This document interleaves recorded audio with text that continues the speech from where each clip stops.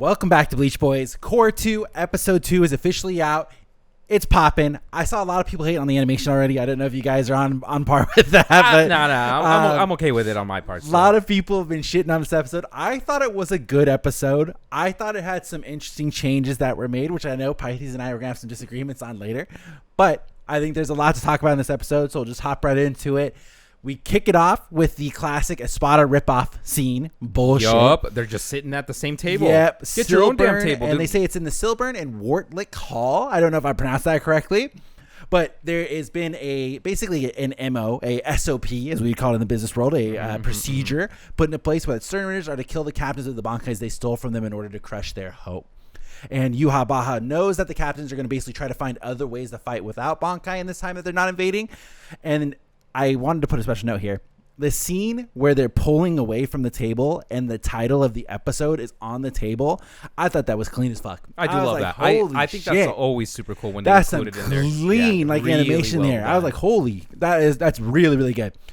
They say that they want to defeat them with their own Bankai because they want to etch the true defeat into the heart and being of a Soul Reaper. And then we get a Bambietta, little voice line there. I don't know what the fuck she was saying. Not important.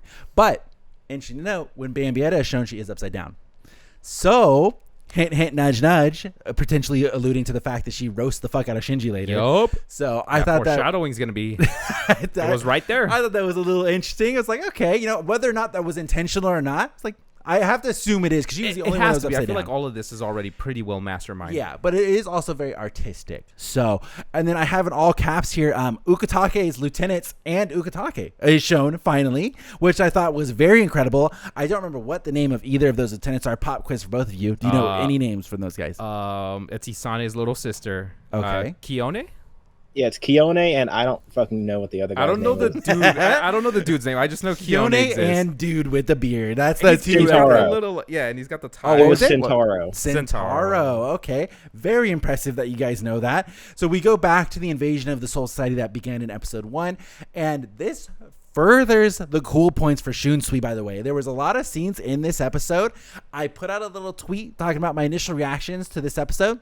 One of the ones I had to say, the Shunsui and Jugram scenes, which we're going to get to coming up, were 10 out of 10 all the way through the episode. Would you say he's growing on you? That he is no longer trash? He listen, I won't say he's no longer trash, okay? But he's growing on me. Pythes, I'm with you. Because I just think it shows once again that he is thinking, he is doing his thing. And what I'm talking about in particular is Shunsui is basically given a dialogue saying that they had set a whole bunch of traps within Soul Society. I thought that was pretty badass. He expected them to invade again. Obviously, they were told they're going to be invading, but without warning. And he was going to use that to kind of fuck with them. Like, oh, you guys are going to come into our house again? It's like, we got you. But he was not expecting the whole terrain to change. Yeah. And he said they lost their territorial advantage, which I was like, okay, this is what I'm talking about. This is war games we're playing now. Like, this is it. This is what we're talking about. Lives are on the line. Let's start being scummy. Let's start fucking them up, you know? So you're okay with that happening, but Kyoraku being scummy towards Stark? Okay. Okay. Listen, I have to go for the detail because I said that and I got shit on nonstop from that clip going up on TikTok. Yeah. People were That's right, people. Ape shit. Let's go. That I said like Shunsui is supposed to be a man of honor and how dare he do that? They didn't know the full context because it's a 1 minute clip. Okay. My beef with Shunsui goes back to the OG Stark fight, obviously the only Stark fight that they're having. And it's not even, oh my God, he stabbed Stark in the back. I don't give a shit about that because that's one of his abilities. He comes out of the shadow, he stabs in the back. My beef, and this has been the core beef that Pythes and I have talked about many, many, many times. He defeats Stark by playing one of the games of his Zanpakuto. And it's where you call the color of where you're going to stab. And I think it goes, the more dangerous the color is to you, the more damage it will also do to the other person if you hit that color. Is that correct, Pythes? Yes. Okay, so they're playing this game. Stark figures it out very quickly and goes white and hits him on the captain's cloak, which is white. And Stark is covered in white because he's in Los Lobos form. And Shunsui's like, wow, okay, very good. And then Shunsui's turn to go. He throws off his cloak. He calls black, okay? And this is where the bullshit happens. We're talking about the hollow hole. Yes. Yeah. This is where the hollow hole comes into play. Because it had been previously shown the hollow hole is not a solid object because Kenpachi put his fucking sword through Noitora's hollow hole. So it's bullshit to assume he could hit the hollow hole and call black. the sides of the hollow hole are black. You would argue that potentially they're gray because it's shadow, that it's from the inside of their being, okay? You can't call black and then slash the outside. He didn't go into the hole. He slashed across the chest. It was a slash, not a stab. Bullshit. Sam, you have seen them colored in the anime and in colored shit by Kubo. They are black. And But it is black in his chest. What if, Pythes, it's black by a stylistic choice because he doesn't want to draw what the background is on the other side of the hole? Then it counts too.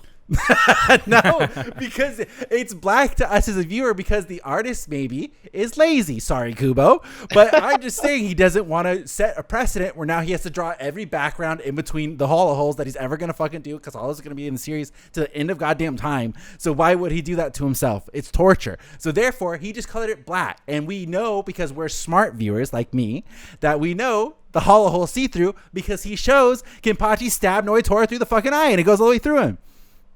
Are shadows not black? No, they were. I would argue they're gray. So, I mean, where does the line get drawn on his stupid ability? Do we go into shades? What if he calls cobalt blue? Does that automatically, if it's cobalt blue, do double damage? Like, No, obviously teal would do double damage. Come on. There you go. well, that's what I'm saying. It's a bullshit game for bullshit people, and he cheated. Had he called, I don't know, blue or something and hit him where the gun was, Stark's I don't eyes fucking are know. Yeah, if he's gouged his fucking eyes out, then I'm like, all right, respect. And said he cheated. And then I rewatched the scene. I rewatched the scene because I was getting roasted. And I was like, let me see if there's something I'm not seeing in this scene. Okay, let me rewatch because that seems like a valid point to me. And it is because he slashed them across the chest right in the hollow hole. And I only watched the anime scene. I didn't go back and dig up the manga. Okay, so heaven forbid. Slashed him across the chest, and he begins to just deteriorate. What happened there? Stark gets hit one time across the chest because he calls black, and then he starts cracking, goes, and then we just see Stark fall. He does a fucking Hannibal death, just falls to the ground. I'm like, the fuck? When Shunsui and Kiraku, or not Shunsui and Ukitake, fell to the ground, Stark was like, oh, I gotta go finish him off. I guess for Stark, he's just dead. He just hits the ground and he just dies. You know, Max when hollows damage. die, Max when damage. hollows die, they disintegrate. Yeah, well, it's like he just started cracking. And it's like, it's not like he fully combusted. He just falls to the ground. I'm like, that's stupid as hell. Okay, anyways, this 1,000 Year Blood War podcast, that's stupid. But Just letting people know, we will never settle this. We've been arguing for like 3 years. This is true. it doesn't make sense. That is so dumb. And in the Camp Hero War novel, everybody's like, oh my God, why would Shunsui want to be friends with Stark? Oh my God. He says in the Camp Hero War novel that he feels bad about killing Stark and he knows that they probably would have been friends in another world. Fuck you guys. Fuck you guys, dude. But it was And then- war. Okay, it was war. Really? Okay, I am going to have a whole podcast dedicated to the subject. It was war. In the first one, where they were being invaded on their home turf, he didn't just fucking glack Chad like that. He gave Chad the chance, like, okay, you know, let's like take it back. You know, you surrender, we'll be cool. It's like it'll all be good. Let's just pretend. Chad was the offensive one at that point. Chad was the Shunsui in that position. Chad attacked. He got roasted. Okay, Shunsui from that point forward. What character development did he have? Zero. What battles did he go through? Zero. So why did he all of a sudden do a complete 180? Bitch. That's not bitch to you, Pythes, by the way. It's bitch to Shunsui. I'd argue in that moment that Shunsui was the guy with the home field advantage who was fighting a child. Chad's like 15. And he was like, I don't want to murder this child. He's like, Let's see if I can take him. Now, to be fair, do we know how old Stark was? Because he also could have been a child. I think you're fully formed when you're in a wrong car. He could, you know, when he makes the switch over from, let's say, Arankar to Espada or, you know, whatever, where does their birthday start? You know, is it the creation when he's now a fully knowledgeable person? Probably. Okay, so he could be 2 years old and Shunsui just murdered him. I mean, it's an anime thing, so he's 2 years old, but he's actually like 8,000. Yeah, that's true. That just runs yup, through. yup. Back to 1,000 Year Blood War. Pythes, fuck you. That one is to you this time, Pythes. We find out that the Quincy's basically used reishi back when they were being prosecuted and trying to be killed. They snuck into the Soul Society because that was the place they would have the last place you would check for the Quincy's. And they used reishi to create a place within the literal shadows of the Soul Society, which was titled the Invisible Empire, which we know as the Wandenreich. Askin appears in the research and development department, which this leads to what we were talking about last time with the surprise Shinji Bankai and Pythes. You said, oh, I think it was just like a cool thing because in the last episode, they showed them walking through the newly formed Soul Society together. But in this episode, they clearly say, like, a lot of them are like, oh my God, how did you get here? And he's like, no, I was already here. We just merged now. Yeah. So which I thought was a really cool Yeah. thing to do is terraform the shit out of all of that. And like where they were when they terraformed is where they were when they were merged with the whole new thing. And so they're like, oh my God, how'd you break in? It's like, no, I didn't. Like, He's I like, was "You guys were- standing yeah." here and we merged. And I was like, okay, that's cool. So Askin is in the research and development department, which I love everything that has to do with Askin this whole fucking episode as well. Yeah, fantastic. And we obviously, I already mentioned that Jugram is appearing to Shunsui and Nanao. And they say, basically Jugram is explaining to Shunsui. And he's like, hey, so we didn't invade through the membrane this time, which I had no idea they did that the first fucking time. They were just already here. And this is where we get the title of Jugram, which I made special note of because I thought it was cool. He is the Emperor Aide, excuse my voice crack there, and Stern Ritter Grandmaster Jugram. So, one of the things that we talked about last time, and I bounced this question back to you guys. Who is higher in the hierarchy of the Stern Ritters? Would it be I'm going to call them the Elite Guard because I forgot their name. I think it is Elite Guard. The Elite Guard of like Yhwach himself, or would it be Jugram? Since Jugram is the guy that kind of takes over the almighty power later, and he seemed to be the second in command until Uryu showed up, it's got to be Jugram. So the power of command at this point in time, would you say Yhwach, Uryu, Jugram, Grand Royal Guard, whatever the fuck it is, and then the rest of them? Yeah, although I don't know if anybody's going to listen to Uryu, let's be honest. That's true. I think wouldn't. at this point in time, all the Stern Ritters, they're not going to say shit to Uryu. Like, they're not. Uryu They still don't like him. Yeah, Uryu be like, guys, go do this. And he'd be like, no, we're not going to do that. Thank you. I have notes on the hierarchy. We'll get to that later. Okay, awesome. Ooh. So we get the also title of Shunsui, which I thought was interesting, and I have another question to bounce towards you guys. The head captain and captain of Squad 1 Shunsui. So I thought it was interesting that he refers to himself as the head captain and captain of Squad 1, and that makes me want to know, can you be head captain and not captain of Squad 1? I don't think so. Yeah. Because it just felt redundant to me that he's like, oh, yeah, I'm the head captain and captain Squad 1, where if that is the case where you're always head captain / captain Squad 1, why introduce yourself that? They would know. It sounds more impressive.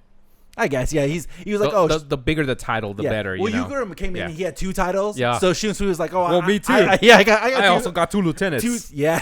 That's not important. And I mean, it's like when we'll get to Soi Fon later, but she's the head of the stealth force and the captain of Squad 2. But I guess so. Okay, I was gonna say the stealth force I feel like is its own entity, but I guess you could argue that being head captain is its own thing. But I guess the question for Soi Fon, do you have to be captain of Squad 2 to be the supreme leader, whatever the fuck, of the stealth force? I believe so. Okay, so maybe they just run hand in Yeah. hand and you kind of get the dual title when you make it up there. So Jugram starts to explain to Shunsui that he already knew all this stuff about Shunsui's promotion and how all this thing. And he goes on to say that His Majesty loves peace, which is just not the fucking case. And he says he issued only one order to annihilate the enemy instantly, which they said this at the table in the very beginning of the episode. Jugram repeated it again in this one. And I know for a goddamn fact from the manga that ain't no Stern Ritters are annihilating their opponent instantly. They're all fucking around. Yep. Every single one of them. Me and Bazz-B, the whole episode is The fucking whole around. episode He's is not even him. supposed to be fighting Hitsugaya and he's fucking around. I have a thing I didn't write in my notes, but I want to point out. When Jugram tells everybody, hey, if you got a Bankai, make sure you kill the captain with that Bankai, right? Mm-hmm. Outside of Kangdu later, ain't no one tries to use a Bankai. Yeah. None of them. Yeah, well, hey, listen, that's what I'm saying. Nobody listens to shit. And I feel like the Stern Ritters, they're supposed to be this well-oiled troop where their behaviors is the shit I would expect from the Espadas and the Urankars, okay? They're falling apart on the second invasion. I don't know what happened. They're high on power. Yeah, I that sounds about right. It's the classic where they know they're going to steamroll them because they steamrolled them the first time, so they're cocky. They're like, yeah, it's like, who gives a fuck? Like, we're going to roast these guys. They ate shit the first time we came in, and now they're starting to slowly like, oh, maybe it's not a good idea. I don't know. So we get our appearance of Mayuri and Nemu. I know, I was so you're excited. happy. Oh, my God. I did like the entrance of Mayuri and Nemu where he speaks his little head out. It's Yep. like, yeah, great. I just want to say that outfit was, they were about to spill out. Everything was. Nemu's fucking milkers, for lack of a better word, they were spilling. They were on dog. display. Like, man. what the fuck? Let me say, when I have screenshots, I have screenshots. Right, boys? They, I got they them. were about to pop out, man. I was just like, okay. I mean, hey, they went hard in the sauce on that I was one. just like, I can't wait for that fight later. Yeah, they went crazy. My first thought was, oh shit, it's Jose's girl. Let's see how good she looks. Yeah. Oh. Yeah. They did not disappoint even in that sun No, outfit. they like she's not like she even really talked at all. She was just there, and it was like, damn, like you can't miss The those things. texture in the outfit is crazy though. Yeah, Have you noticed when you yeah. look at it? I'm like, huh, They they're did a they're great little job. squares. And this is also, I thought, was a little interesting. So I've got a couple of notes on things that have changed from the manga to anime. Pythes, not to steal your role, but for it. I saw on Twitter that I guess in the original manga, his foot comes out first and not his face. And Yes. then they changed it for this one, and I like the change face. with the I like face the I like better. the change. It's funnier. Because I feel like the foot, yeah, it's good, but Mayuri has an iconic, like very cartoon-esque face, very illustrated face, where it's like you got to use the Mayuri. It's the bread and the butter. He's like one of the few captains that looks distinct. Super distinct. I just think I want that to be memed to hell. Just like something. Oh, look, it's Mayuri's face. Yeah, totally. I like Mayuri as a whole as a character is fucking hilarious. He's fantastic. So He's just good. really well And done. that's He's why the coming best. up here, the Mayuri and the Askin, like and The conversation? so good. Two great characters talking. Yes. When we get after that Mayuri basically he's letting Askin know, like, yeah, I figured out from you guys' first invasion that it had something to do with shadows from watching how you guys left and how you ended and all that stuff. So due to that, he changed his lab so that literally no shadows exist in his lab, and that's why he's decked out. I thought that was hilarious. New sun coat. They show his lab for a second, we're just fucking glowing yellow. You can't see anything in there, and then we switch over to the Bazz-B and the Hitsugaya fight. And I wanted to make a special note here: the thing that they're doing with the first-person shots that goes hard. That goes really Fucking hard. fantastic. I think that So does cool. a really good job at kind of illustrating how crazy everything is. Like with Ichigo entering in and slashing the guy instantly was so dramatic. And now this one, my only note of improvement that I would like to see for this one, maybe they'll change it on the Blu-ray release, fingers crossed, because they did change stuff on the first one. That on this one, I wish they put more people into it, because when he's looking around, this first person shot is this, I think it's just a random Soul Reaper looking around, and you see Soul Reapers and I forget what the name of the what's the name of the fodder Quincy people. Oh, The losers. The losers. The losers, So sure. you see the fodder Quincy's and the Soul Reapers fighting, and there's only about 6 pairs. I wish it was like full on, like it was Like war. like a war, Yeah, like yeah. they were invading, and like we had a ton of them there. Because that one, it looked very spaced out, where it's like, oh, that's not so bad. Now, I will say, the shot of all the Soul Reapers fighting the Quincy's and like that wasn't in the manga. Yeah. and Okay, so it was panned out to it, right? that's why I'm saying Yeah. I like these additional scenes that they're doing, where they kind of showing like this is a war going on, like much more than I feel like the Aizen versus the Soul Reapers, where they kind of separated themselves from the the lesser people, I would say. But this one is like full on. Everybody's in it. Everybody's fighting. All the fodder Quincy's are here. All the fodder Soul Reapers are here. Everybody's going at it. There's big groups of them roaming around. I think it really illustrates like how massive this thing is. It feels like a real invasion. Yeah, exactly. It really does. So to add to that, right after that, I wrote Bazz-B nukes just about like fucking 20 Soul Reapers. I know, I which liked I was it. like, I was like, damn, holy that was shit, gnarly. When I saw that scene the first time, I had to pause. Like, let me jot that fucking down. Like, he just nuked those guys, which I think we find out later he didn't nuke them. I was a little confused on that. But in between that, and I put a special note here, Bazz-B tells his subordinates to head to the next target, which this is also an anime-only scene. Bazz-B in the manga does not have any sort of conversation like this, telling his subordinates to, F off. That's why I wanted to make special note of this. I think that is setting up the subordinates to go after Shinji. And that's going to be the clip from the teaser that we saw, where those subordinates are going to be the ones that go attack Shinji, and Shinji does Bankai. Yeah. So Interesting. I didn't think about that. Yeah, so I think that's why that was specifically included, because I always like to think sometimes when I'm watching it, why include these scenes? I always watch like a lot of these shows, I'm like, every scene is included for a reason, and I think that one in particular, that line for Bazz-B to tell him like, hey, you go to the next target is Shinji, and they're all going to head out to go after Shinji. That's going to set up the Shinji Bankai scene, and then we'll go from there to obviously the Bambietta scene. That's smarter than what I was thinking. Yeah, what I were you was thinking? thinking, well, in the manga, Bazz-B just kind of shows up on his own, and it doesn't make sense for him not to have boys around. So this is just, hey, why aren't they in the Hitsugaya fight? Oh, he tells them to leave. Okay, Yeah, it could yeah, be that makes either or. sense. I mean, that's the simpler one, but I truly do think that they're setting up the Shinji fight that's going. Yeah. That seems a lot cooler. Because it's not Sam, even I like want you to be right. I want you to be right. And if you are right next episode, I want the stream title to just be called Sam Was Right.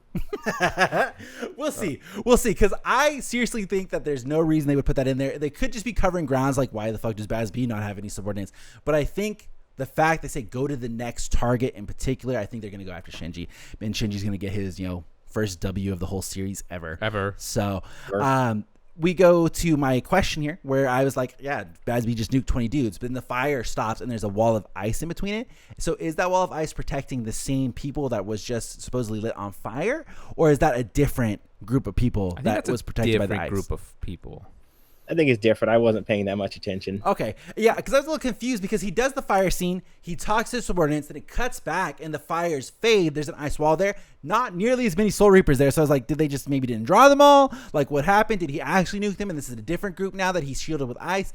I don't know. But still, Bazz-B is going around wrecking everybody. That's where we get Stern Ritter H, the Heat. And I wanted to put a special note here. The soundtrack that was playing this episode was fucking fire. I know. I love it. I don't remember what the original Bleach song was called, but it was the original Bleach, like, kind of a little bit sad melody song. And it had the, like, guitar riffs going on top of it. I was like, that is fucking awesome. Because it's Bazz-B, dude. It was really, really good. And then later in the episode, they play the classic Stern Ritter theme. Just the music for this whole thing all the way through is so good. So good. And I was thinking the other day, so I went to that One Piece musical. In case you guys don't follow us on the social media, I went to it's called the One Piece Musical Symphony is what it's called. And they brought out the composer from Japan to come perform, I think, the Chicago one and the Los Angeles one, which is like, I think he's been traveling the world doing these, mostly in Japan, but I think they're doing France next and a whole bunch of different places. What they do is, and they do this with movies all the time. We live in LA, so we get to see this all the time. I've always wanted to go to one.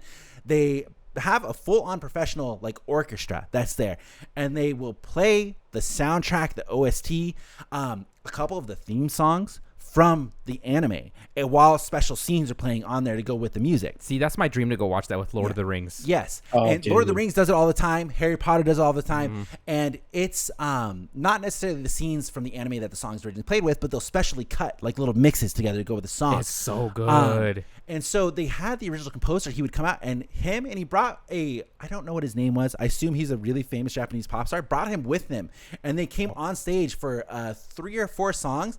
He played the piano and sung, the composer. Oh my god! Multiple of the songs, and the Japanese rock star sang like the We Are song from One Piece, and like a bunch of other ones, like super popular songs, and it was amazing. But I was watching like Bleach would be 10 out of 10 for this. Dude, Bleach sign me up. I will soundtrack, sell some of myself. Dude, the soundtrack for Bleach is so iconic and so good. The only thing I was thinking of though is the soundtrack for Bleach is generally, I feel like a little more on the sadder side, aside from like, number one, Shinji's theme. Well, I mean, really if they go and do it in sections, and we get like that first bit from the first season all the way to the invasion, then all the way to Wekamundo is where the music kicks off even harder. So it was a 3-hour-long show with a 15-minute intermission in it, and they did. They did 100% of the OST for the first half of it, and it was like they did the latest 4 arcs, so Wano and then Dressrosa and the one with on the elephant, whatever that one's called, and something else. I can't remember what the other one was, but they did the latest 4 arcs in One Piece, and the first one was all OST, so all the background music that you would hear. It's not any of the sound, like the theme songs, not any of the really popular ones. And then on the second half, they brought out the composer and the rock star little Japanese guy, and they fucking rocked it. The first time they came back, they came out and they did a crazy theme song from One Piece. Then they left. They did a little bit more OSTs. Came back. They did the We Are song from One Piece, which is a super popular one. And then they left. And then they did fucking 3 encores. Okay, 3 encores. Right. And they, of course, ended the whole thing with Binks Saki or whatever. Oh my god, I love that song. That was my question. So did they do Binks Saki? And the composer was so like happy to be there and so just like in love that everybody came to see this thing. It was sold out, right? Sold out. The composer, obviously, they say this at every show, but I believe it when he said this time. He said that the LA show is in one of the biggest venues they've been to, and it is the most like engaged crowd that he's had for any of these things. Oh, I love that. Was screaming, clapping, standing ovation multiple times. It was like the crowd and everything was amazing. My point of this on the Bleach podcast is I would die for a Bleach one. And a lot of the Bleach soundtrack is done by the one guy whose name I can never remember. Shiro Sagasu or something like that.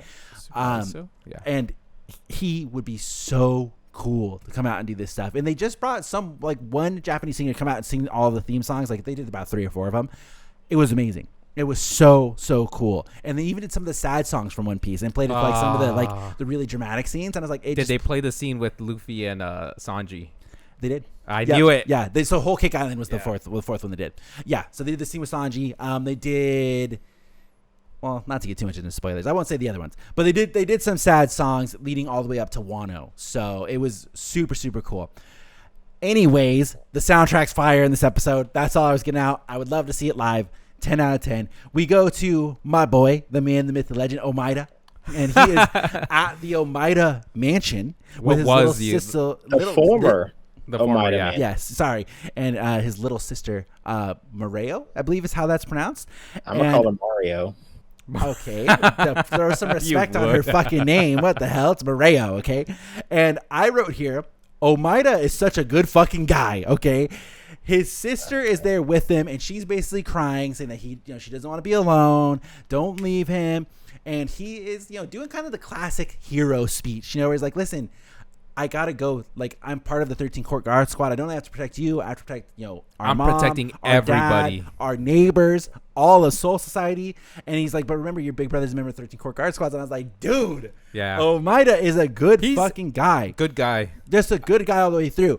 And then, of course, we have BG9 that appears next to Omaeda and his sister. I'm gonna go past the little eye catchers. The eye catchers thing really quick. Fuck it. We'll go to the eye catchers thing. That's where and we're going to go in order of how the episode goes. So that is the cliffhanger on that. Pisces, before we get into it, we'll wait till the second half of that, okay? Because let's just wait till we get to my notes. Okay. Yeah. Pisces and I have some beef over what we just talked. So the mid-episode eye catchers, once again, I got to give credit to, I don't know how to pronounce it. I should really ask him. Bamek Talwar, I'm going to assume his name is. He translates all of the mid-season eye catchers. So this guy here, also interesting to note, Bleach itself posts the eye catchers on their own website and totally has like it in text what it is. Google Translate does a pretty good job, but there's clearly it's not accurate. Yeah, there's some things on there where the words are not lining up to what it's supposed to be, and you can tell like, oh, something such as like Wandenreich is not Wandenreich. They give you the literal translation of it. It's like, okay, well that's not what I want. So the first one is obviously about Wandenreich, and this is what it says. It says the Empire of the Quincy ruled by Yhwach. Its predecessor was the Lichtreich, which was said to have existed somewhere 1,000 years ago. The emperor of Lichtreich, Yhwach, led the Stern Raiders and invaded Soul Society. They were faced by the Gotei 13, led by Yamamoto Genryusai, and faced a crisis of survival. The Quincy, who had lost a place to go, escaped into the Serite, which the Shinigami least guarded, and created a spiritual space within every shadow, thereby known as the Invisible Empire. So this one, I wanted to note compared to the first episode, like eye catchers, we knew that information already. The first episode one was all Yhwach background information that they didn't tell us shit on the first time that we went in there. Zero. Zilch. So I thought that was interesting. Now, we're obviously getting into the Soi Fon fight, so we go to the second eye catcher, which is titled Shunko. And it says, the name of the combat technique that combines Hakuda and Kido. The practitioner adorns highly compressed Kido on their back and both shoulders. Unleashing it, they infuse their limbs with Kido and engage in combat. As the technique is activated, a powerful explosion occurs. Thus, the clothing on the back and shoulders of skilled users like Shiho and Yoruichi and Soi Fon, who excel in Shunpo, are designed without fabric. Furthermore, the attribute of the technique can be changed based on the Ryatsu, which, as we see later, Soi Fon's is wind, which I thought was pretty fucking cool.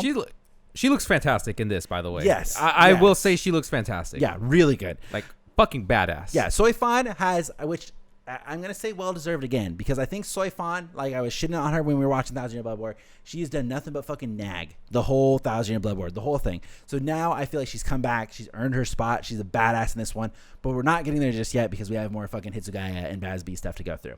So we get a combo from Hinako and Hyodomaru where they basically are using Hinako with the ash to create multiple walls of ash, and then they freeze it, and they return the ash back to a sword. So it removes itself from the ice wall, creating insulated ice walls like a thermos, basically. Yeah.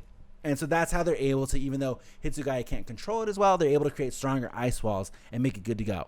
Hyodomaru is, this comes from Hitsugaya, by the way, so this is a little bit of exposition. He says Hyodomaru is the one with the least difference between his Shikai and Bankai powers, which, parentheses, asterisk, whatever you want to do, read the fine print, not fucking true, because we know what his actual Bankai is. Hitsugaya is always on some jank-ass bullshit, dude. Why can't he just tell the truth? It's like, that's what I'm saying. How far in advance did Kubo know that he was going to go like adult form, like badass Hitsugaya? Because there ain't no way he's doing this exhibition like, yeah, there's not really much difference between my Bankai and my Shikai. Liar ass. I mean, in terms of what power usage, it's just more ice, right? That's what he says. That's what he describes. But we know that's not fucking true. Like when he attacks later, it's way different. Way different. Well, he becomes an adult, and then he can use better ice. Yeah, which is, I would say, a big improvement. More ice. There's no difference. Did you guys ever watch Hitman Reborn? Jose, I think I know the answer for you, but Pythes? No. There is a character in Hitman Reborn who's this little whiny ass, like, he looks like a goat, but he's like a little baby. And he looks. I know what you're talking about. Yes. So he is a fucking loser ass, fucking most annoying character, would probably make you want to stop watching the show. But his thing is he has a power where he could basically turn into an adult form of himself, much like Hitsugaya, and he becomes a badass, like super good lightning user, like awesome. And that's what I think about every time I see the Hitsugaya thing. Reminds me of what's her name, the sheep girl from Black Clover. Yeah. Charmy. Yeah. Which, asterisk, by the way, real quick, we're just hopping all over the place in this Bleach podcast. I watched the Black Clover movie for the first time. I thought that shit was boring. I thought that had worse animation than a regular Black Clover episode, and I think that's because Netflix produced it. That makes a lot of sense. Like, I just thought, what a piece of shit. I was bored watching that movie. Anyways, so he says basically what Jose already said, that just the amount of ice he can create is drastically reduced between the two. So when he's in Shikai, he can't create as much ice, which makes sense. I have a special asterisk here that Yugram's sword is fucking sick. When he's touching when he pulls it out, I was like, oh, what a fucking and he's badass. touching the shield with it. I was like, damn. He does the fucking Darth Maul. Dude, I tweeted that out, Did dude. you? Yes. Oh! That was one of my things. I was like, the Jugram interaction, all that stuff is awesome. And I was like, this fucking shield scene reminds me of the Darth Maul. I tried to find a gif of it. There was no good gifs of it. But I'm like, it fucking reminds me of that scene from Star Wars Episode 1, dude. Goes, bump, bump. And then they're just talking through the shields and stuff, kind of like when Darth Maul is pacing back and forth, I was like, this is Star Wars, man. This is Star Wars straight up. Then now it's going to be Obi-Wan? Yeah, really. I was like, this is setting up. I've seen this. They're going to start rocking out the Duel of Fates, and it's like, someone substitute that. Yeah. So they get told that this is called the Hakudan Kapeki. I don't know if I pronounced that correctly, but it's a barrier that temporarily shuts out Quincy powers. And then now's talent is Keto. She's like a Keto master, which we've learned before. I think they talked about with the Zanpakuto Rebellion arc a lot. And she says that's the sole reason why she was picked as lieutenant. Shunsui quickly pipes in, like, yeah, that's not true. But she's like touting herself here. So she developed this Keto from the ground up.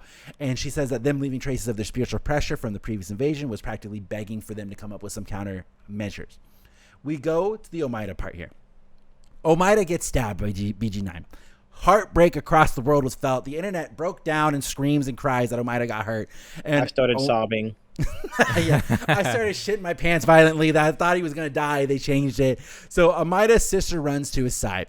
BG9 wants to know where Soi Fon is, but Omaeda he literally doesn't know. As we talked before, Soi Fon was such the biggest piece of shit in the world that she didn't tell her own lieutenant where she was going. And so he literally has no fucking idea.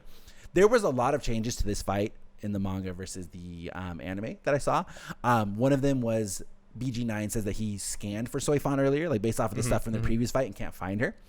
And BG9 goes to stab Omaeda's sister, and Omaeda blocks it and basically jumps in front of it and stops the knife. He's like a hero. He takes it from the back, and I think it protrudes a little bit. Now, there's a really big difference between the manga and the anime. Pythes, do you want me to save this discussion for your notes?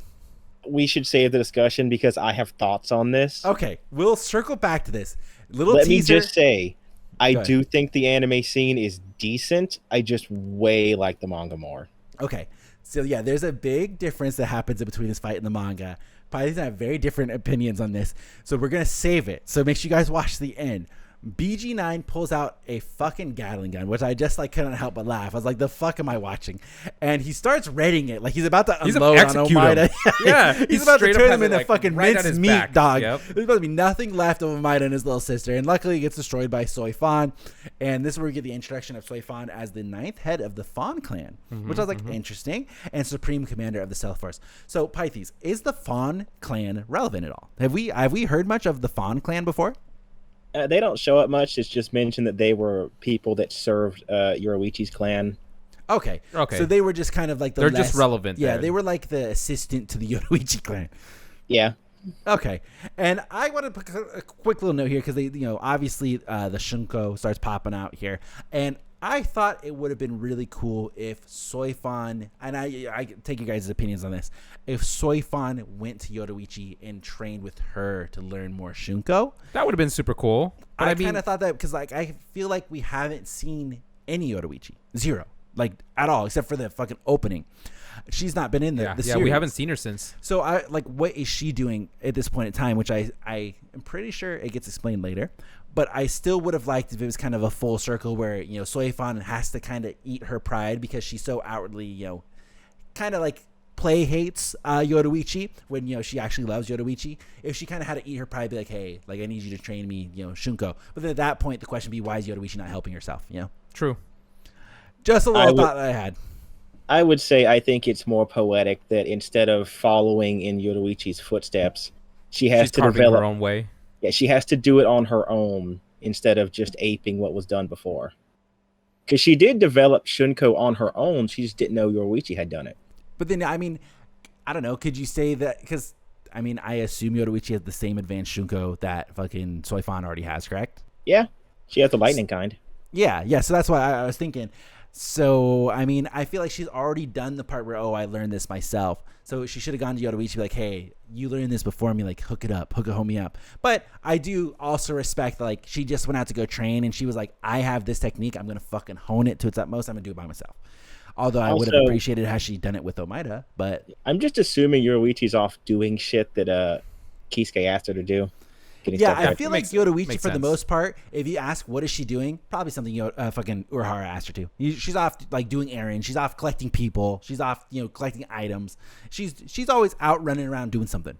She's getting the Chaos Emeralds. She's collecting the Triforce. Exactly. There you go. She's constantly busy. So we learned that her new Shunko is called the Mukyu Shunko, and we don't get any sort of explanation on that right now. We're going to hop back to it later. We get Askin content here, which I've already mentioned that I fucking love from this episode. He talks to Mayuri, and he kind of looks him up and down, squaring him up, and he's like, yeah, it's going to take too much time trying to kill you. It would require way too many different scenarios, so he's just going to go kill somebody else. I love how he leaves. Yeah. He's just like, I'm out. Yeah. Sorry, dude. And so Askin goes to leave also, and he's like, you're not going to come after me? And Mayuri's just like, nah, like, go ahead. I was like, I got to take more time to analyze your spiritual pressure anyways. And then he's like, or were you trying to bait me? And Askin is just like, yeah, and just fucks off. I'm like, dude, Askin is so cool. I love Askin.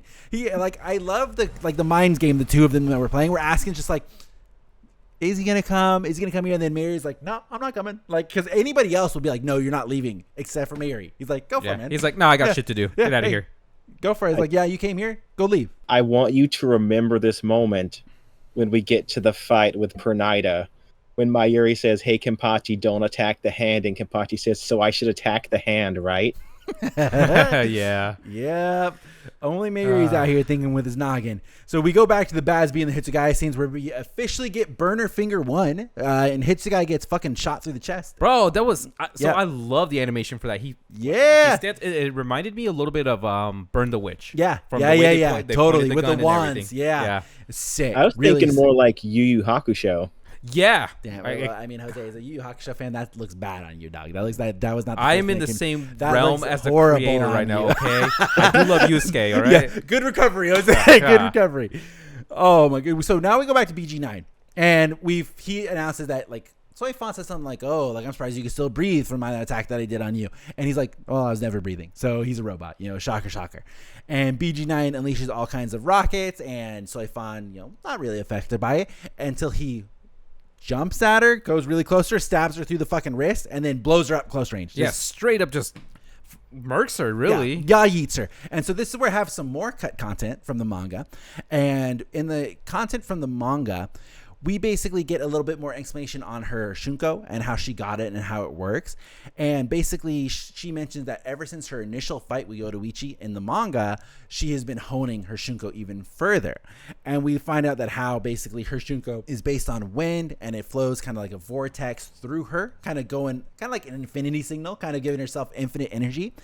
And she, I think quite literally, she thanks BG9 for stealing her Bankai, but in the terms of thanking her for stealing it, because if she still had her Bankai, she wouldn't have worried about trying to hone her Shunko even further, like to the level that it achieved now, which I would potentially argue she doesn't like her Bankai fucking anyway, so why would she be like relying so hard on her Bankai? That doesn't make any sense. It's like a safety net. It's just something to have.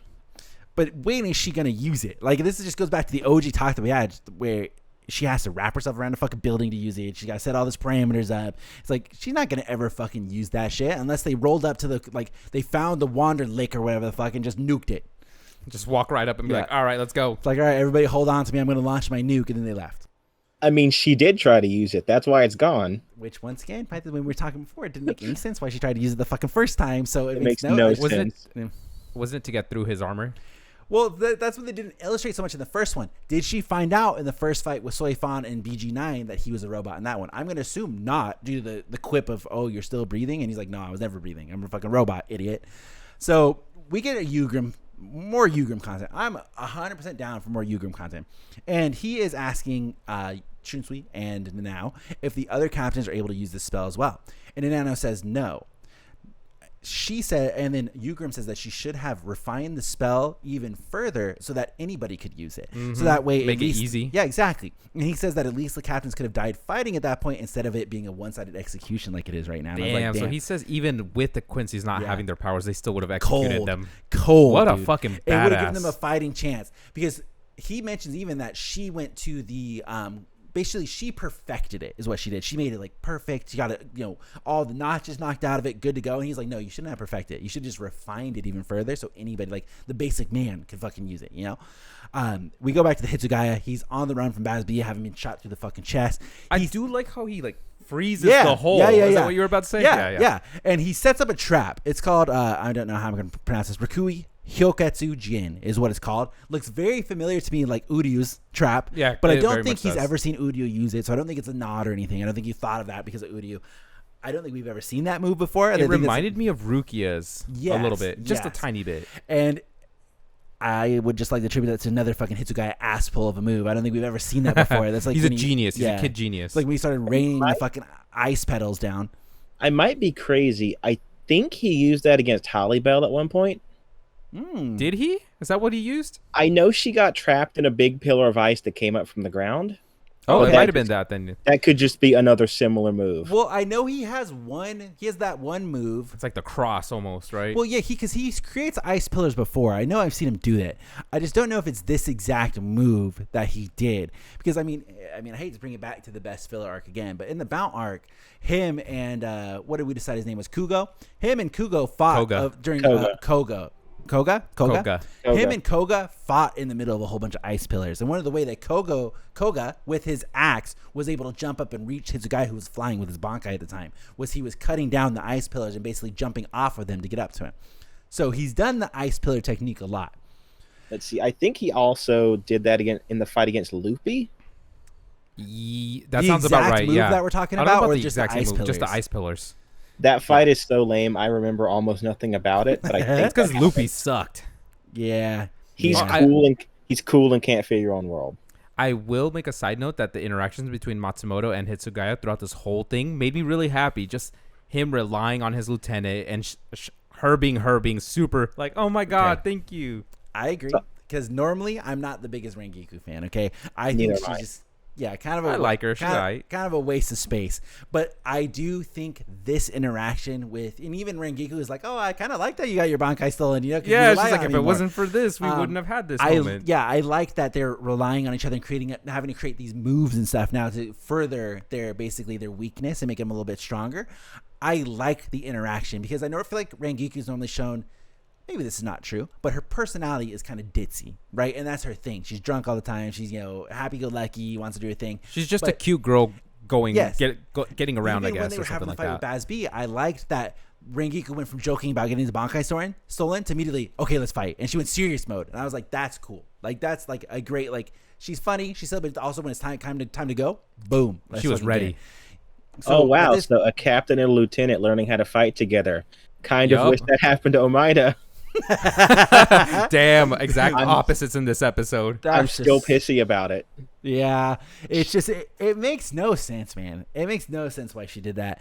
So after this interaction here with him being on the run, setting up the trap, obviously it doesn't fucking work, and we get Burner Finger 2, and Hitsugaya gets fucking slashed right across the chest just instantly, and that's when we get the appearance of King Do finally. Yep. He's like, "Yo, we agree to let me, like, whoever stole the Bankai kill the person." And we jump back to Mayuri here, and he says that he's kind of sensing the loss of these, spiritual Soi pressure Fon and spiritual pressures and things like that. And he's thinking to himself, well, I guess I'm the only one who can even fight without their Bankai. So, which I suppose is true because did he beat Mayuri, or not Mayuri, Xyloparo? Did he beat Xyloparo without using Bankai? Yeah, he did. Yeah, Bankai was there, but it was that weird serum he put in him. Okay, so he didn't like full on go Bankai, and so I guess that the track record is there. Yeah. I was thinking that most of the time I see him fight, he pulls out the baby, but I don't think he did that in the Xyloparo God, fight. that baby we're gonna see this time around. Yeah. Yeah. Also, let's not forget the one time he did pull out his Bankai against a Quincy, it got blown the fuck up. Yeah, Which I feel like more than anybody, if Mayuri's like, fuck, the Quincy's invading, he's like, I got it. That's why he was in there fucking with his Bankai. He was like, fuck that shit. I already got clowned on by Randy McGee. Like Quincy just walking in first time off the street. Yep. Fucking Ryoka. Mm-hmm. And then let's see.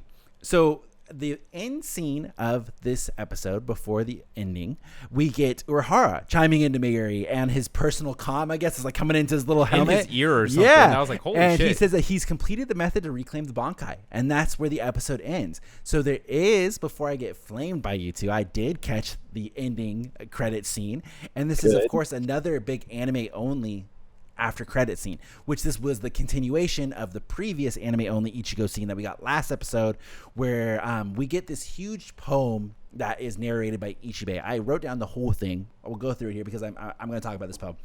He says, I'd rain effect in the background. Yeah. I got you. Well, just like the anime, we'll throw the rain in there. It begins but does not end. Names wither in the silence, in an abyss of rolling clouds. Raindrops fill an empty vessel. Those who are unworthy to be a vessel succumb to its weight as it turns to stone. It breaks apart and turns to gravel. Pounding rain reduces to dust. For such a vessel, there is no way out. But if one does not enter, there is no path. Those who are about to perish call it Iruzu Sando. I don't know how to pronounce that. Iraza Sando, whatever you want to call it. So the definition for Iraza Sando, I looked it up. There's a lot of discussion happening online about this. It is literally translates to no entry Sando. I don't know how you pronounce that. And then further illustration, a Sando is a path/road leading to the entrance of a Shinto shrine, which is like the wooden gates that we saw in that little scene there. And I think, and we'll see what you guys think, this just further alludes to what we were talking about, where they are setting Ichigo up to be the vessel of the Soul King. Yes, because I interpreted it as like training his body and everything to be the perfect host. Well, and even though what they're talking about with the raindrops filling an empty vessel, I think that is some sort of like spiritual pressure, Reiatsu, from the Soul King himself, with the rain and the weather that's being controlled, coming into him. And kind of coming into Ichigo to see how much he can handle. And that's what the weight is, where, we've seen the spiritual pressure stuff before, where it weighs you down. Yeah. And when it starts to weigh down Ichigo, they do that thing where they pull the gate way back, and you can see he's getting farther and farther away from the gate. So they're testing Ichigo to see if he's a good fit to become one with the Soul King. I agree. I think that's exactly where that was going. And we've already had the notes from Kubo talking about how, like, hey, you might get the name of the Soul King in the anime. So I think we're going to get a fat lore dump on what it takes to be the Soul King, what the Soul King's name is, how this all came about. Don't they potentially, or they reference something called the Original Sin as well? Maybe some more information about that? Correct, the Original Sin. Yep, So that's Can't Fear Your Own World. Yep. So I think this is all leading up to this big moment where I would not even be surprised if they straight up mention how, like, Ichigo, we're training you to be the Soul King just in case. I would not be surprised if they just fucking say it. It seems like before we were theorizing that might be the case with the Can't Fear Your Own World, and we mentioned that. I think this after credit scene on episode 2, I think it all but confirms that they are hardcore, like, this is happening. Like we are training Ichigo to be a potential Soul King vessel. So not necessarily doing it for the good of Soul Society, but just in case we need another Soul King, we're having Ichigo do it. I don't want to give away too much, but there's more than one candidate besides Ichigo to be Soul King, and besides Yhwach, and maybe that comes up in Can't Fear Your Own World. Oh, interesting. And what it takes to be a candidate. Was that what you sent me the other day, Pythes? No. I just you just sent me the explanation, right? Of what the fuck the Soul King is. Yeah. So, because even in the poem, I mean, they talk about how people have tried before, they reduced that. So clearly there have been other vessels that have been sent up here, you know? I kind of almost think about it when I was talking about the vessels, they disappeared to dust. Does the Soul Society just think it's some sort of like Promised Neverland bullshit where they're like, they send out these candidates like, yeah, we're going to take them up to Squad Zero with us. It's going to be great. And they never come back down. Yeah. And they're like, oh, they must be hanging out up there. They're must be having a great time. Realistically, they tried to force him to become a vessel for the Soul King and they turned to dust. Like, I'm not saying nothing. All right. You know, let me say my classic line. We'll get to that later. There you go. A little bit of a tease. Check out Can't Fear Your Own World. Apparently, he's got lots. I've seen a lot of people talk about Can't Fear Your Own World now because obviously the one clip we have lots of people debating on it, lots of people arguing on the Soul King with Ichigo, but I think this confirms that, you know, very obviously they're training to be the Soul King vessel. I saw a lot of people saying that in the novels they're not the biggest fans of them. They think it's good lore and they're happy that they happen because they fuck up the power scaling on some characters. Like they're able to do feats that are just kind of crazy in the novels. I mean, that would make sense, yeah. Which does make sense, you know, and obviously the novels come after the series has already been done, so you have to kind of rank them up in terms of power. But then especially if it's a flashback or something like SAFWY, you know, why were they not able to do that before? Or, you know, it was whatever the case may be. I think Can't Fear Your Own World is probably, I would say, a must read after the 1,000 Year Blood War anime ends. I think you have to do it, especially with the stuff that they're setting up that goes directly to Can't Fear Your Own World. Especially if you want to see Shinji get a dub for once. There you go. True. Yeah. And then we get our little end poem quote, which it says, I will splatter your life onto the wall just like I do with love. And that's Bambietta saying that. I was so hyped. Yeah. I could tell. And I'm just going to circle back again. I think an incredible episode. I think it was really good. I did not notice any problems with the animation. I know I saw a lot of people talking about like speed lines on there. You know, like when something's happening fast, they just draw the fucking lines. Didn't take me out of it at all. Didn't throw me out of the anime. I feel like that kind of style, I might be wrong, but I think we're just used to it. Well, yeah, and I was gonna say it kind of reminded me of OG Bleach, which maybe is not a good review to give because we're in the year 2023. But I didn't mind it, and it's like it's not a big climactic fight that's happening. You know, if you've already read the manga, none of the stuff that happens in this episode is, you know, all that spectacular. So why would you waste your budget on this episode when it's a lot of talking, it's a lot of exposition, a lot of back and forth? I dug it. I didn't even notice a speed line. Yeah, and it's like it's one of those things where you really have to look for to see it. So it's like, I mean, I don't know, enjoy watching it. That's all I gotta say. Just enjoy it. Why you gotta go back and look for things to ruin it? People want to nitpick. Yeah. Okay, Pythes, let's get to your part here. We're gonna go back to the director's cut from Pythes. We're talking about anything that we didn't touch on already, and then we're gonna argue. So go ahead. All right. So I tried to look up the direct meaning, but Silburn basically just means silver or made of silver. Okay. All right. So werewolves can't come in. Yes. So when Jugram is leading the meeting, I just wrote, it seems like they are all just kind of accepting his word. Everybody seemed ready to follow whatever he has to say, which is what just kind of further goes to show that maybe choosing Uryu was not the best idea. Yeah. Oh yeah, Grimmy's at that meeting for some reason. Why is that for some reason? Because Grimmy's supposed to be locked up for a little bit. It's like why is he locked up? Because everyone's fucking afraid of his power. Oh yeah, the imagination. I forgot about that. Okay, that's and also, like they were sitting next to him like it was nothing. Even though, like during his fight with Kenpachi, Askin is watching it like, man, fuck that guy. That dude's scary. I hate it. I hate Grimmy. Well, like, isn't this whole table scene an anime only scene? Absolutely, completely anime only. Yeah. So I'm sure it was just something that was added. It was like, yeah, look, they're a uniform. They're all together. You know, they obviously gonna throw the classic nod to the Espada table that everybody fucking loved. You know, that's iconic. That scene with them at the table. It's our icon for the podcast. So it's like it's cool, man. But it's like it doesn't make sense if Grimmy, like, what is he? I guess they're just not gonna mention that he was locked up later. I mean, even more stuff about that comes out in Can't Fear Your Own World, but just why is he there? How are people not freaking out? People are terrified of him. They changed it. They're all besties now, Pythes, obviously. They all go out for drinks every Friday. Man, do the karaoke scene in the Silburn. Yeah. Yeah. Who has the best singing voice? Hit me now. We got to go for cool sounding voices, right? I feel like a deep voice is what you're going to be looking for. I'm thinking kind of something like Yakuza, when they do the karaoke stuff in those games. Yeah. I would go, and I know you guys are not going to like this one. Ask Not. Is that I know, I would agree with you, especially because he's super emo looking. I could see him rocking out some sort of like a Linkin Park song, really going for it. I agree with that. No, he could vibe. He'd go 9 Inch Nails. Come on. Okay, I could see him doing 9 Inch. Do you imagine him doing 9 Inch Nails? He does the Hurt. I'm like, dude, okay, all right, cool. Rocking out with some Marilyn Manson or some shit. I feel like he's a contender for best karaoke, but also, I mean, you can't go wrong with something like Bazz-B if he just rocks it out on the stage. Dude, Bazz-B would be fantastic. You know he's going to give you a good show. I feel like Bazz-B would be more on the Linkin Park kind of like screamo kind of side. Yeah, I think it'd be more kind of ampy rock, you know, like hyped up, like maybe like classic rock is what I would see for Bazz-B. I'm seeing like Papa Roach from Bazz-B.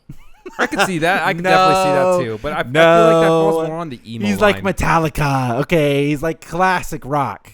No, So but think about Bazz-B AC/DC belting and out. stuff. He's belting out Getting Away with Murder. Nah, I can't agree with this one. I draw the line there. He's classic rock. He would not do Papa Roach. Cope. All right, so we're going to go to the Shunsui. And I wrote down the thing you talked about where he said all the traps. Mm-hmm. And I think that's even more genius because the last time they invaded through the membrane. They invaded through those pillars of fire. And I just thought, man, it'd be really cool if we got like a Tom and Jerry spinoff. Nice. Yeah, it was or like, here's an even better question. What if the Soul Society comes back and they're like, they just forgot where they put all those traps? Like now, people just walking into for them months after, it'd be like an office scene. Everybody's just like walking by, gets blown up, and they're talking to the camera. Yeah, so fucking Shunsui just like put 10 traps around the Soul Society. Couldn't remember where he put them, so we're still finding them. I was trying to use the bathroom, and then all of a sudden I got blown up. I didn't even have to go anymore. Fucking dropped in the classic Mayuri random hole in Soul Society. Remember when they invaded the first time and they just hit a dead end? That's just a big ass gap. Yup. Like, what happened to those? Maybe Mayuri would have been like a bottomless pit. You're just falling for like weeks. It's like they just sealed that up. They put concrete over that after the whole Ganju thing. They're like, forget it. Yep. Man, boss, I'm sorry I was late to work. I was about to make it out of the barracks, and then I fell into a bottomless hole and fell for 30 minutes. Like, went right to where Mayuri was keeping all these fucking experimental hollows, just right fucking down to the bottom. Like, no, thank you. Okay, trap cleanup filler arc would be hype. Yeah. Just like, they're like, all right, cool, we're back. So everything's taken care of, right? Yeah, it's good to go. Just a big fucking explosion happens in the background. Ah, shit. We got to go clean that up. Okay, so then I wrote, did all of the Quincy hide in the shadows and wait specifically until the Soul Reapers said some cool shit just so they could walk out dramatically? I think so. I totally think so. You got to make the best entrance, okay? Because they were just waiting. They let them have conversations. Like, they full on, like, even the research and development part with Askin, he didn't reveal himself until multiple people were like, what happened? What's going on? He's like, hey. Like, hello, you're in my house now. Mm-hmm. And Askin was posted up, just hanging out around that pillar. He was like, waiting for them to notice me, say cool thing. All right, hey, it's me. Yeah, he's probably just leaning up against it. He's like, they're going to notice me naturally in just a second. He's like, they're freaking out. They're not looking behind them. What the fuck? And then I wrote, not a Rangiku fan, but her with the short hair got me feeling a kind of way. I'm with you on that. She looks fantastic with the short hair. I don't know. I've always been a short hair fan. I mean, same here. I love the short hair girl people. But I don't know for Rangiku, and I don't know if it's maybe the change to blonde that's throwing me off. I think you don't like the blonde. I'm not a fan of the blonde either. Yeah, it just. I'm not even the biggest Rangiku fan to begin with, and I feel like she looked better in the old anime. And I love the short hair girlies. That's why, I mean, I don't know. If she had the cherry blonde like she did in the anime, like the old anime, I think she'd be great. Yeah. Yeah. That's what I'm used to seeing anyways. Just wrote, Bazz-B speaking English is great, because he's speaking English all the time. I didn't even realize that. When he says like burner finger 1, 2, he's speaking English. Yeah, you're right. I think when he introduces himself as Stern Ritter H, he does say it. And I just wrote, "Don't talk about Bazz-B anymore," because I do a lot because he's the best. I agree. I really like him. Bazz-B will have his time to shine when it goes to the whole like. I really remember from the manga the whole Bazz-B and Jugram kind of like power dynamic, the flashback that they have together. I remember really liking from the manga for Bazz-B. He'll have his big moment. Yeah. So the one last thing I'll say about him before I stop is I love that he has names for all of his attacks, like an old school anime. Yeah, he's awesome. Does. Yeah. Bazz-B, like I'm saying, Bazz-B is probably one of the best designed. He's got the coolest attacks. He's just like an awesome guy, and that's why, admittedly, you could say that the reason why Bazz-B is so loved and so awesome, he's almost fucking Grimjo. Okay, we made fun of him all the first time the manga came out because he's Grimjo. He's with just pink like, hair. Yeah, Grimjo 2.0, like same personality, not as cool, and fucking everything. I swear to God, when before we saw him colored, I thought his hair was going to be blue. I agree with that. What if he raises the flames and it turns the blue? Like he goes like Hades from Hercules. I love he has a move that he just calls Burning Stomp. Yeah, he does. Yeah. He's actually secretly a massive fucking nerd. Yeah, he's a weeb. He's probably spent all this time thinking of what I'm going to name my attacks, and he just goes with, I'm just going to burning in front of any move that I do. Burning Stomp, easy. Burning Stare. So I'm not going to try and pronounce this, but when Rangiku gives her special attack with Toshiro a name, and it's French, and I had to look it up, and it means puff pastry. That's actually really funny. Okay. That's something she would say. And speaking of Sam, you mentioned you like Rangiku chiming in all the time now. Mm-hmm. It's actually Hitsugaya who just explains how the vacuum wall works in the manga. Oh, so they gave her those lines gave her that line. Because it makes more sense than Hitsugaya going, so this is exactly how my power works. Okay, that makes sense. True. I like that. And like I said, I think she straight up says, I'm in a good mood, I'll explain. I think some of the changes that they're making from the manga to the anime are really smart, and I think it's improving the flow of like characters and stuff like that. Like they were so clearly characters in the manga that didn't have a time to do anything. They didn't have a time to speak. Didn't have a time to, because he introduced a whole opposite soul society, a whole fucking fleet. So it's hard to pack all that in. I think the changes that they're doing makes the personality of the characters really stand out. I really like it. It's a good way to shine. Makes it flow. You're getting a lot more character interactions than just, Hitsugaya is in this fight, he needs to talk more. Yeah, and I would hope from the long break that they took with the Bleach ending, like the 10 years that has been off, I would assume they probably really saw that there's a lot of love for almost all of the Bleach characters. So it's like, how can you decide, it's like, why if they're not on screen, why do they not get a line? Why not give them something? I agree. Everybody has their own favorite Bleach character. That's just how it is.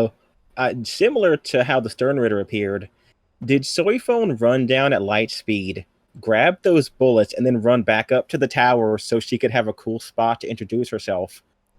She did. She thought about it. She's like, what should be my interest while she's watching from afar, watching Omaeda get stabbed. Yeah, now would it be fucked up if there's like, how they used to do the funny little after credit scenes, but now they're all serious, which is cool. I dig it. But like after credit scene, you just see her behind a pillar just trying to think of like, okay, so what is going to be my entrance here? How am I going to make it really cool? And while she's behind the pillar, you just hear Omaeda fucking scream because he got stabbed. And she's like, fuck. She's like, I fucked up. Yeah. Waited too long. No, like it's that same scene, but she screams, "Shut up, I'm thinking." Yeah. It's like, can you keep it down? Like, fuck. Then I wrote hashtag uncensored. We got to see the side boob. Oh yeah, that's totally true. I forgot huge. about that. It's got like the whole backless part, in even the hip part is shown. Because I think originally it's like the white. It's white and it's very uninteresting to look at. Okay, interesting. So I wrote, man loves some skin. Yeah, I'm not. We got to talk about that later. About Kubo's weird about shit. So I can't remember if they mentioned this in the anime, but in the manga, Bazz-B just brags that so he and all the people hit by Yama's flames aren't dead, because he goes, "Yeah, I canceled them out with my fire." Oh, interesting. That's weird that they didn't put that in the anime, because I remember watching that. I commented on it. That seems weird that Yama didn't just roast them alive. But that we were talking about how Yama's mercy. Don't worry about it. You didn't burn him, just like what he did with the Tres Bestia. It was like no biggie. But in the manga, they straight up say Bazz-B is the reason it didn't happen. Yeah, he's like, I canceled out his flames with my own, which is cool, but also sounds like cope. Yeah, because they all get knocked out and aren't in that fight after Yama hits them with the fire. So it's just like, I didn't lose. I protected them totally. all. And if that's the case, why would they not pop back up? And Sam, I'm so proud of you. You did the research like me. The Irazu Sando. I wrote down the same. I wrote down the same shit. Oh, nice. Okay, Nice. good. So Good. and then let's see. Yeah, this is the end of volume 61. That's where we're at currently. Oh Okay. shit! I think I saw someone else mention that this is 5 chapters that they did in this episode. Yeah, there was some stuff out of order, like the conversation that Shunsui has is like all packed towards the end. Some Oh, scenes okay. out of, but there's nothing really worth writing down. Okay. So we okay. got about what 14, 15 chapters left. Yeah. Huh? Wait, no, what? No, Bleach ends volume 74. 74, right? 74. This is volume 61. But he's Oh, like, 61. yeah, you're right, dog. We only got 15 chapters, and it's like no. He's like, wait, let me think about it. Those to be some really long ass chapters. Is that the end of everything you wrote? All right, I wrote many paragraphs about this. So once again, before we get into this argument, good scene. Don't like the way they changed. Sam, please go ahead. Okay, so in the Omaeda fight, now there's not a lot of Omaeda fans out there. I'm a stand the boy. Okay, he's trying his goddamn. You best. hated him for he the longest. wasn't trained correctly. You know, he's from a rich family. He's spoiled. He's a brat. You know, His whatever. dad was trained correctly. Yeah, his dad was trained correctly. So partially this is Soi Fon's fault, partially his family's fault, but you can see illustrated in this manga and anime that he's a good guy. I've already mentioned that with a speech that he had. So the difference between the manga and the anime here, and this is where Pythes and I are going to disagree. In the manga, BG9 is having that talk with Omaeda when he's on the ground, and Omaeda's sister is not even in the scene. Omaeda's alone. There's nobody there. And BG9 is asking where Soi Fon is. He's like, I don't fucking know. Don't know where Soi Fon is. He's like, okay, let me try something else. He shoots out like a whip, little rope, knife thing, breaks a fucking building, pulls out Omaeda's sister, stabs her, like through the fucking It's the chest. chest, right? Yeah. Yeah. She's bleeding. And she's like, Omaeda, like help me, or like help me, big brother. And lifts her up in the air. So Mareo, or whatever her name is, was not there in the beginning in the manga until she gets fucking yoinked out of the building like that. In the anime, as we previously mentioned, he goes to stab the sister who was there since the beginning, and Omaeda blocks it. The huge change from the manga. Huge change.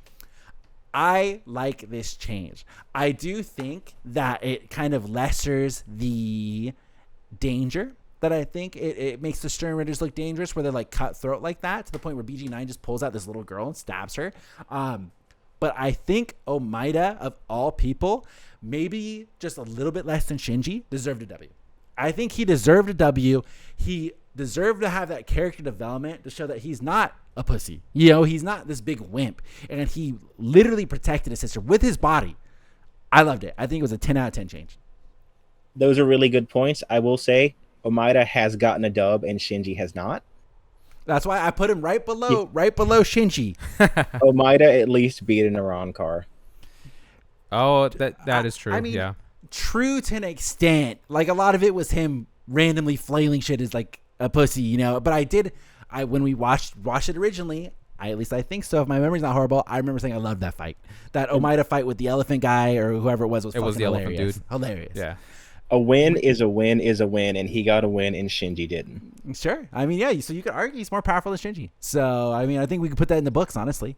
Maybe not more powerful, but definitely has No, one. more powerful. How many Arankars did Shinji defeat? 0. No. How many did Omaeda defeat? One. And he And helped. He helped And defeat he helped. Espada. Yeah. Helped And to what defeat an about? ancient skeleton man. Yeah. Literally number two, Death Incarnate. You could say The helped old defeat. king. Yeah. The old king of all Wakamundo. Shinji turned Aizen upside down, got roasted. Oh, he's gonna get roasted way later too. Yeah. So Okay. what is your reasoning for not liking this Omaeda scene? Well, my reasoning is the opposite of yours, which is I think it lessens the tension, and also they cut a bunch of shit out of it. So in the first part, Omaeda, his sister had run away because that's a smart thing to do and was hiding. Omaeda already had his Shikai out, and he was swinging, and he gets fucking impaled. And when he's impaled against the wall, BG9 asks him where Soi Fon is, and he says, "I don't know. I'm the kind of idiot that would just accidentally blurt it out if I did." It's true. So we get to what you talk about. He impales her. He holds her in the air. He then says that While she doesn't look like you, her spiritual pressure is a 50% match, which leads me to believe she's your sister. And I have scanned a 30-meter radius around us. There are 3 other signatures that match. If you don't tell me where your captain is, I will kill all of them. He's a lot more menacing. He's a lot more menacing, and so when BG9 makes that threat, Omaeda just clocks him in the head with a spike ball, and screams and says, "Get your hands off of her!" Okay, I'm sold. I like that scene better. Yeah. I'm not done. I hate to flip flop like that already and not hear the end, but I don't know, because I feel like this one was him actively protecting his sister.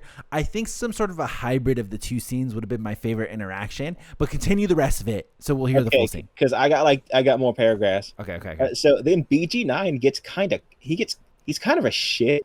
He says, "I have 2 questions," and then he stabs Omaeda 3 times. He says, "Number 1, should I take that as your refusal to answer? And 2, if I let her go, that's not a good idea. She'll probably bleed out. Do you want that to happen?" So Omaeda tries to swing at him again, but he's caught and he's stabbed again. And then BG9 says, "The shock of that stab may have taken your ability to speak. I'll give you like 15 seconds to rest."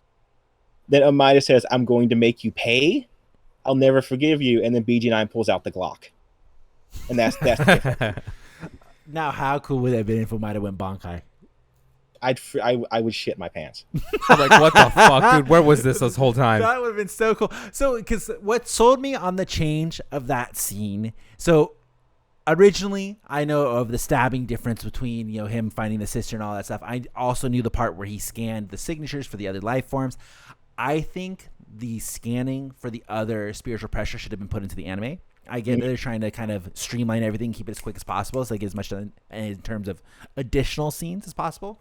I think that's a really, really cool interaction where he's like, "Yo, I know there's fucking 3 other of your family members around here that I can fuck up." That being said, I like in the anime one, like I was saying, he does actively protect her. And I think potentially, maybe Python, you can answer this question. Mm-hmm. Obviously, Soi Fon still shows up in the manga like she does in the anime. Yes. What happens to the sister at that point? I think she just goes to get healed. I forget, because I'm reading. I don't want to spoil myself anymore, so I'm reading week to week. Well, I would like to think that the logistics of the sister getting, like, with that whole interaction was like, oh, if I remove the sister, she's probably going to fucking die. Then they have to deal with the whole logistics of what happens to the sister, where does she go, so on and so forth. So they're just like, forget it. He protects her. I might be crazy, but I feel like I remember there being a scene where he is like holding her in his arms, running away. Something. Yeah. Yeah, I feel like that did happen. I'm thinking that they probably just didn't want to deal with the logistics of that, but I like the manga scene when you were describing it, because I feel, and it's what I was talking about with the elephant fight, and I was saying that he technically defeated one, air quotes. He kind of blind luck, foolishly defeated the elephant guy, and I like in this scene in the manga, Omaeda is purposely attacking him. He's actually going on the offensive and doing something instead of just kind of running and things are falling on people and it's hilarious, it's cartoony. This one, he's like serious. He's the cartoon joke character and he's serious and he's trying to attack this guy. It doesn't do much. The first part of the interrogation is silly Omaeda. He's just waving his hands going, I don't know. I'm the kind of idiot that would blurt it out. But as soon as his sister is hurt, it's all serious from there. Yeah, the tone switches. I love that part. Yeah. That's what sold me on that. When it's like the tone switches and Omaeda goes on the offensive and he attacks, I think that is super fucking cool. And I wish that they would have, because once again, Omaeda, he doesn't really go on the offensive too often. He's kind of he doesn't get love, Even when he was fighting the Iranker, I think he was more used as bait a lot of that time and just to stall for time. So I think that's really, really cool. Hopefully he maybe gets some sort of a hit in on this fight, but I doubt it. I don't know. I'm torn. I think a mixture of both of those scenes merged together would have been the perfect scenario. The way I described it, because I was running through this in my head, like, how do I describe this to them, is the anime, it feels like it lacks teeth. It feels like, oh, he protected her, that's it, everything's safe, and then Soi Fon shows up. It's a really heartbreaking panel of this child impaled in the sky holding her stomach and her brother screaming for her to be let down. Don't they have really strict I want to say laws, but I don't know if it's necessarily laws, but like television guidelines in Japan about injuring children on TV. That's what a lot of people were saying. I believe so. Yeah, I believe so, and I was thinking that might be the reason. Yeah, because I know like you can show as much fucking boobs and tits, do whatever you want, slice somebody in half. Like we've seen all kinds of crazy stuff, but I think when it comes to children being injured or damaged like that, I think they're super strict on that stuff. Maybe we'll get it changed in the Blu-ray release.